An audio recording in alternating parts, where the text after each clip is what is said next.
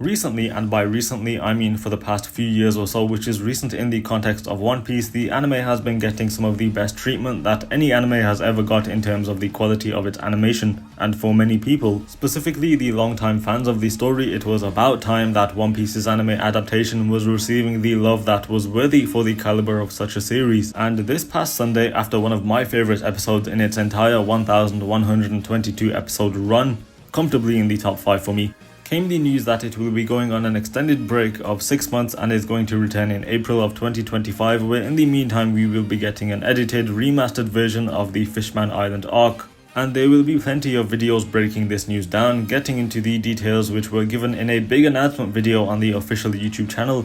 So alternatively, I will give my thoughts on firstly this breaking news and secondly on the entirety of the One Piece anime. And with that breaking development, it is a very bittersweet feeling, but I have not been anywhere near as dejected or upset as I anticipated myself to be. Obviously, no One Piece anime for half a year is crushing news, especially with it reaching new heights on the regular. The anime had cemented its place in my weekly schedule, and it will regain that place once it returns, but 6 months without it is a very long time. But on the other side, it gives animators a very well-deserved rest for all of their hard work, so now they can go into the healing chamber like Goku and return even more powerful than before. But the main reason I think that I am not as sad as I expected is because I am actually really looking forward to the remastering of the Fishman Island arc. For the anime, the post-time skip up to Wano, or actually up to the Luffy vs Katakuri fight, it has been subject to some very harsh criticism, and on top of that, Fishman Island is very much on the lower end of the ranking for the vast majority of people. So when it was revealed that the arc was getting an upgrade, a new refreshed look, new sound effects and much better pacing being brought down from 58 episodes originally to 21, so near enough 2/3 less, I was over the moon, because while Fishman Island is also on the lower side of things for me as well, that's due to the quality of the other arcs rather than Fishman Island's lack of. I'm not saying it's perfect because it's definitely not, but I think it still is really good, and with this the arc will definitely be seen in a much better light. And secondly, with the 6-month break, that is more than enough time for newcomers to catch up to the latest episode, or at the very least put a significant dent into the story and get a good few hundred episodes in. 6 episodes a day. Only 2 hours across 6 months, or around 180 days. That's already the end of Wano, that's episode 1080, so it's achievable, although I'm not denying that people are stretched for time as it is, but now is the best time for it. Saying that the Wit Studios remake is coming is no excuse, especially since that will only be the East Blue Saga for now, so why wait? Fully immerse yourself into One Piece. And the last reason why I'm not that upset is because the manga is still here. When the announcement was made, I feared that the manga was also going to go on some extended break, which it isn't. There will be a 2-week break after chapter 1130, but that's fine, that is more than manageable. So it's not what I would have hoped for from a big announcement, but it's not as devastating in my opinion as initially thought. And now for my opinion on the entire anime. I mentioned before how it is looking better than it ever has before, so good that it isn't just rivaling seasonal anime, it is surpassing them and rivaling some of the best animation in the industry. But on top of that, this huge upgrade has not been appreciated by all, and there have been some claims that it is being over animated and that a return to the previous animation quality would be welcome. First of all, that is completely delusional, but also these claims are why I am making this video, on top of the fact that there is a break of course, because I am one of the fans who were part of that influx of new eyes that fell onto the story during the COVID lockdown, so only 4 years ago, and that means my experience as a weekly watcher has been a much nicer process than that compared to the long-time fans. And I am fully aware of that. I have been blessed with this modern animation and I will not ever take it for granted. And beyond how just the anime looks today, I also didn't have to sit through week after week of reaction shots and slow pans for 20 minutes where less than a chapter was adapted per episode. I know there's been less than a chapter adapted per episode recently as well, but the thing is the episodes now have been a lot shorter with the endings coming back, plus the extra special segments at the end where they discuss SBS information, which I think is really cool because I'm sure there's many people out there who don't even know about the SBS's existence. But also the anime has been adding extra content that supports the rest of the story, that adds to it rather than taking away. say like extended fights or recently an extended discussion between Garp and Kuzan in their flashback.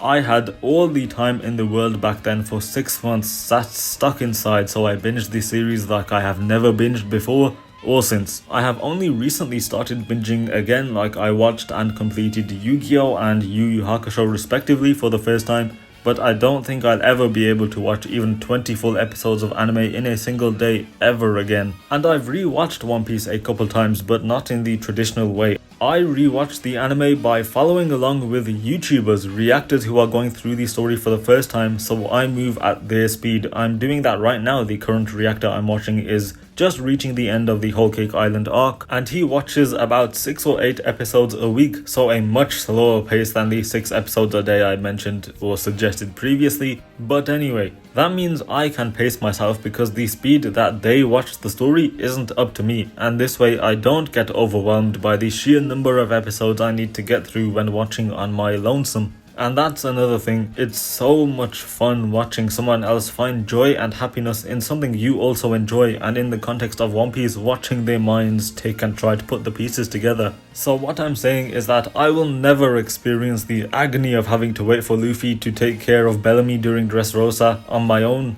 or having to watch the crew run through the same seducing woods for episodes on end for as long as One Piece goes on in the future and for as long as I am a fan, which will be forever.